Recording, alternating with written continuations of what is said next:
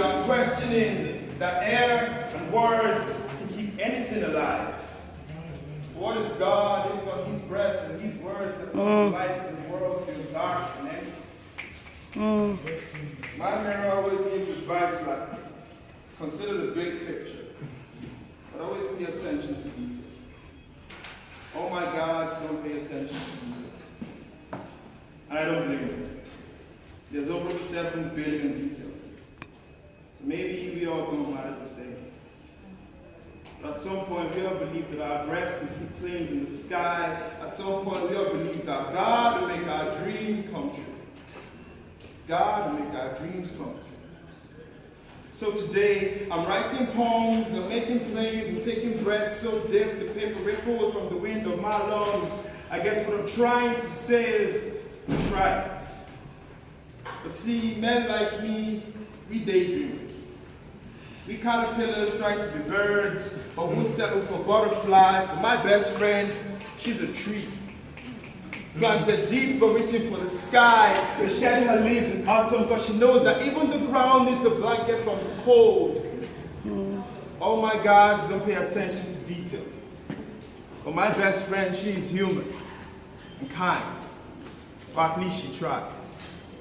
We're not always broken. Death is a forest where family trees fall and no one is around to hear, but life is a glass half full and half empty. We still feel the empty in the half full glass. But we know that we need air as much as we need water, so we drink. Half believing we are all gods in charge of our own plane and we breathe. Half trusting the human in us to always try. But we always, more often than sometimes, leave something in the glass for someone else. Thank you. Ella. And then we also have Caleb is running a bit late, so it's going to be here. Alright, so welcome to Outspoken. Alright, so for people who have not been here before, Outspoken is where we come to talk about contemporary issues. We come to relate. We are trying to keep a diary of contemporary issues in Nigeria. So if this mic doesn't exactly work for you guys, it's for the recording, so it doesn't do anything. Yes. All right, so just some house rules before we start. We expect. No, really? Really? There will be trouble. I know. I mean, I can understand how some of us feel about this, but like I said, I mean, let's just try to respect each other's opinion. So, we're not trying to cast any religion or any tribe or anything. We're just trying to have conversations. We're trying to see what we're doing wrong, and usually with Outspoken, we don't just talk about what is bad. We talk about how we can fix it.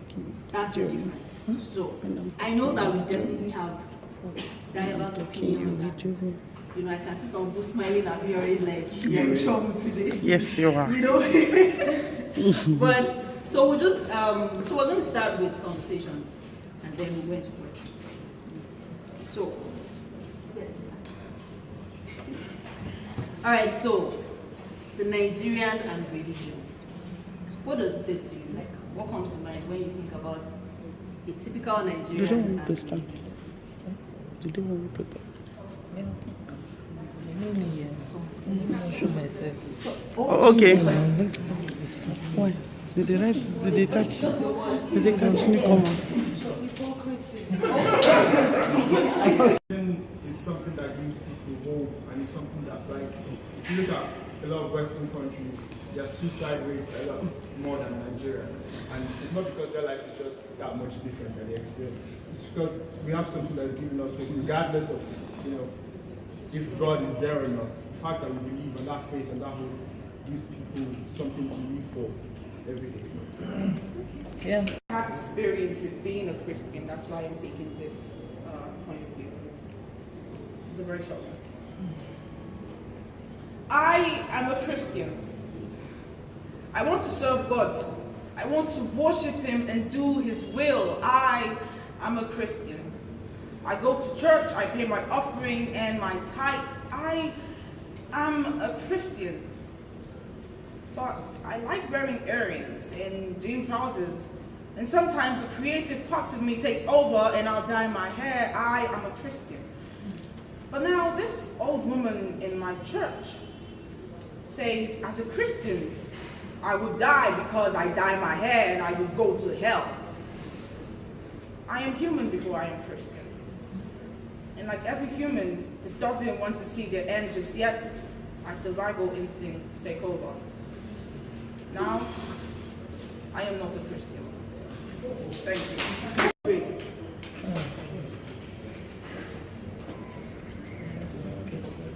Dear deity, take away all our sorrows and problems without involving us.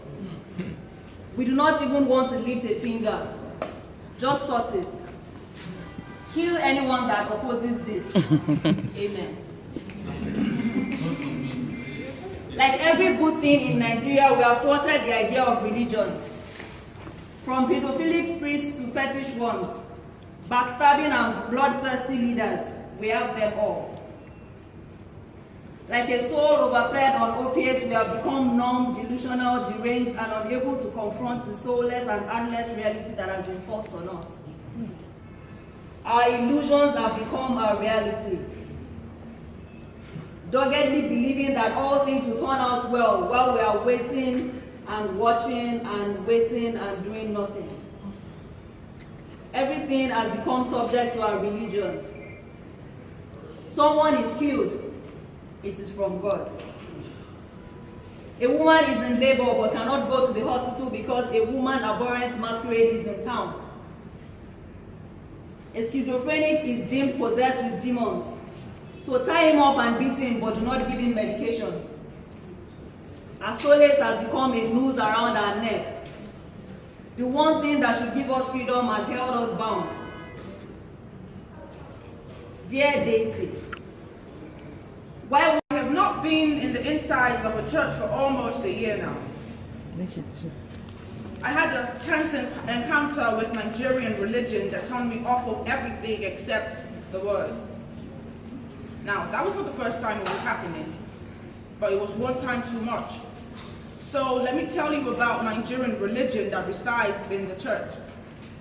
Thinking the life we live is just a solvable equation, good deeds squared equals heaven. Give or take a few life modifications, thinking you don't have to live like you just got out of incarceration with lifelong probation, figuring out there is more than enough time for consecration. Believe me, that is not true. Stop altering the scriptures to find a better fit for you. See, you tell God you believe in him, but I believe there should be a class of states only when convenient. Because we are Christians in the house of the Lord, and Muslims went inside of the mosque, but once you step out of those four walls, you take off the holy garment. Now, let's take what Jesus said literally. Ye are the church. But you see, if most of the religious people I know were the only churches that I could go, quite frankly, I'd rather go to hell. Because they say one thing but mean another. Your daughter's fucking a married man, but it's the length of my skirt that bothers you. Why do I even bother? True story. You see, most of these religious houses could double up as a circus. Pastors flying private jets, imams getting fat, yet the congregation be looking poverty-stricken because they are, in fact, poverty-stricken. 85% of the church population are not able to send the children to university of the churches that they worship and pay their tithes and their offerings in. Isn't that a joke? In Nigerian religion, the pastors, imams, spiritual leaders now resize the truth. They flip it and squeeze it so it would sound less offensive to certain people. I mean, you wouldn't want to upset the rich man who donated 3 buses and a personal car to you, even though he beats up his wife and no one's in view. I mean, you even reward him with the title of elder. So people don't see the truth beneath the lie. Now the vision is blurry after the last beat down. His wife uses glasses because now her vision is blurry. True story.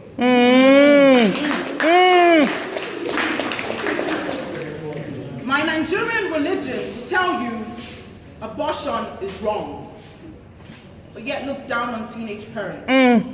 They'll tell you to close your eyes, put your hands together and pray for peace, while with one hand behind their back they're endorsing wars.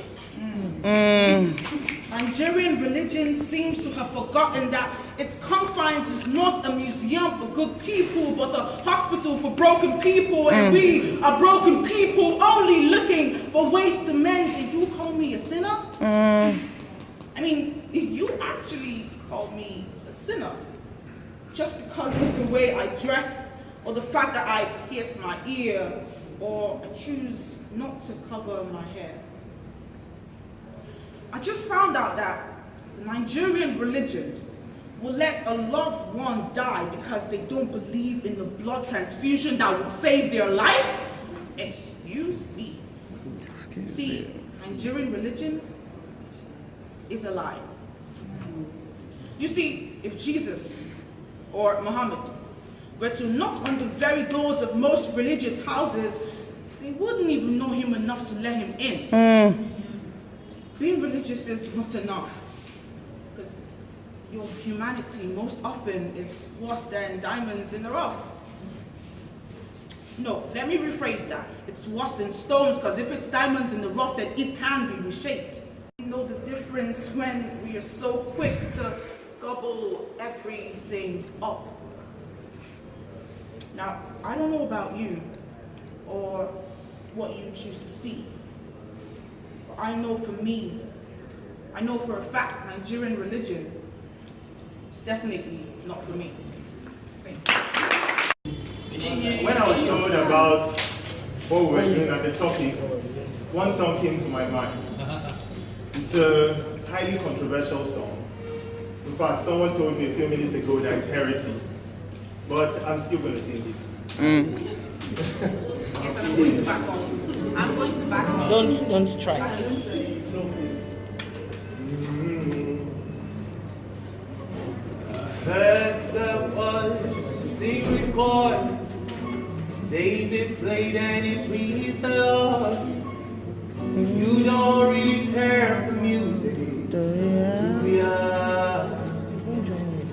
Goes like this: the fourth, the fifth, the man falls, the maiden lily, the baffled king composing hallelujah,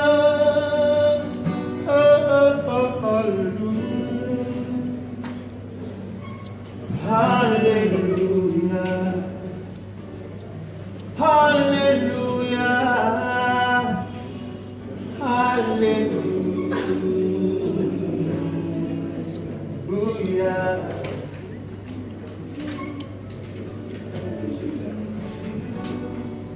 Your faith was strong, but you needed proof.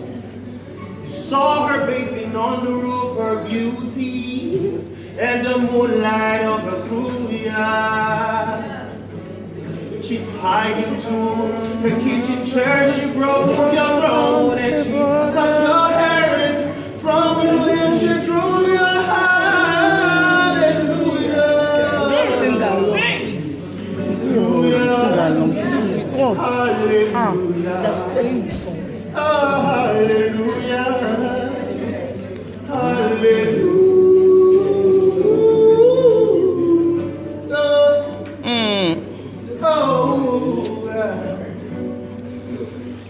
Baby, I've been here before. I've seen this room and I've walked this floor. I used to live alone before.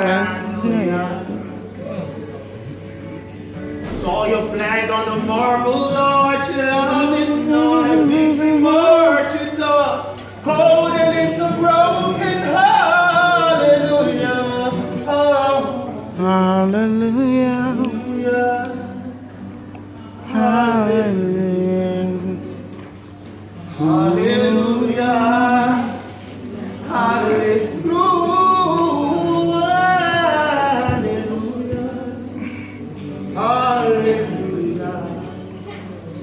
Hallelujah.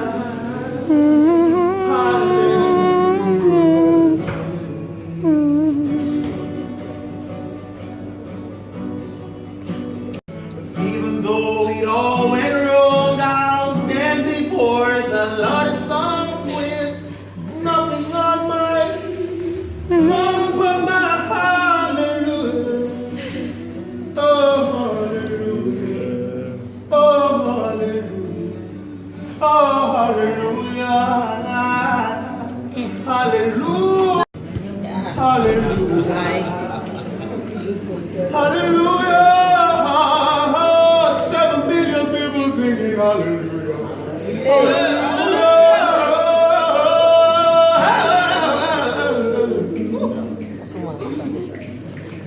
When I'm nervous, I have this thing, yeah, I talk too much. Sometimes I just can't shut the hell up. It's like I need to tell someone, anyone will listen. That's where I seem to mess up. I forget about the consequences.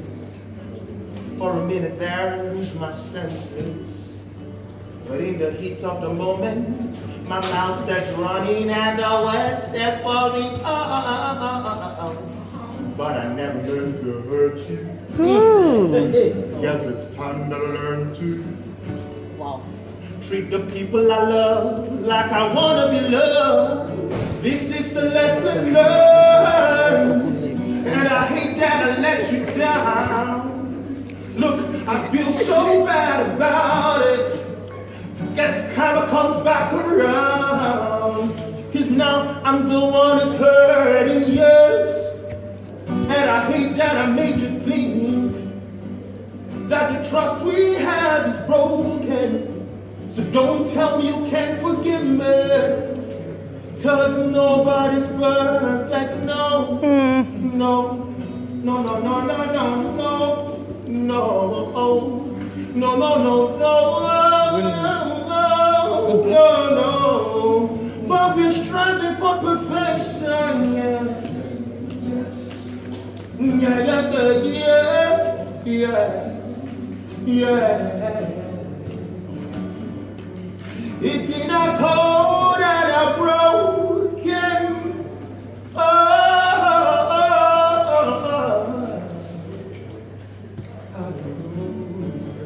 Hey. Hey! Hey! Nice one. Woo! Hey! One house, please. I'm tired. All right, religion on trial. Religion. They say you are the opium of the people, assuring them of happiness, fulfillment, and freedom. And of course, piety, making prayers, atoning for sins, becoming holy, passing through the motions to become clean. And with each worship center that can be seen, there is increased corruption, more hate, more cheating, and leaves me wondering. Religion, are you not the ravenous, cantankerous, hypocritical cloak with which we clothe ourselves? Are you not the silhouetted version of corruption, the underground cabin where scheming dwells? Religion, defend yourself. Take the stand and testify, swear an oath. Tell me, are you a saint or a sinner, or are you both? I'm indicting you, so take the stand and tell me it's not true. Let me call evidence. Here's the story of brother Abednego, one of my former friends. Abednego draws pictures of his pastor on his prison cell wall every day. He had been stealing big sums of money from the office outside his regular pay, and boasting to me that his boss is an unbeliever, and his pastor told him that the riches of the Gentiles belong to the believers. So he could do as he pleases. If that's religion, then forgive my Portuguese, but it stinks worse than pleases. Hey. Religion, I hear your thoughts clearly, rehearsing premature responses to my story. Wait, hold on a bit. Do you know how much devastation you have caused in countries and cities in the Middle East and even here in Nigeria? You have killed more people than malaria. Let me tell you the story of Ibrahim. He used to be called an Afar by his kith and kin. He used to be a proper person, or so I thought, until the day someone made a comment on his religion and he drew a knife and had to be restrained by someone. He would later die as a Boko Haram suicide bomber. Definitely. Sometime that December. Religion, now say something. Where is your lawyer? Defend yourself. Tell me things I don't know. Make me a liar. I'm melting here under the heat of belief because even I have to go for confession to my priest after saying such things about the greatly revered religion. Because I'm barred from speaking about pastors, imams, and priests immersed in the waters of corruption. I cannot speak, I cannot question, I must believe, I cannot inquire, I cannot see things differently. I cannot point out those who deceive us. I must be docile, I must bow my head in submission because we mention God. Because the instruction comes from the physical world, then I must accede. Yes, Lord. Yes, before you speak their religion, check every major carnage in history, and you will find yourself stroking the beards of perpetrators. Does that surprise you? Is it a mystery? And oh yes, check Lai Mohammed's Luther's list too. Everyone on it worships a God. Everyone, not just few. Tell me then, religion, what is wrong with you? So religion, you have the floor. Go ahead, speak. Defend yourself. Oh well, that's what I thought. And before that, before Dagogo, second of his name, son of Boni and Abonima, heir to the Ibani throne, heir to the Ibani lungs, I built these chains around my wrist. And things haven't changed in 1,000 years. Your world was built on the backs of me and my niggas. And things haven't changed in 1,000 years. Badagry, the place of no return. The sound of metal on metal is music to your ears, Badagry. The sand on this beach is as white as the snow I am about to know, Badagry. Your belly is hungry. Your shores are thirsty. The irony, I feed you my blood as red as theirs, but less all the same, Badagry. Less cannot be more worthy of sacrifice. It defeats the whole purpose of sacrifice.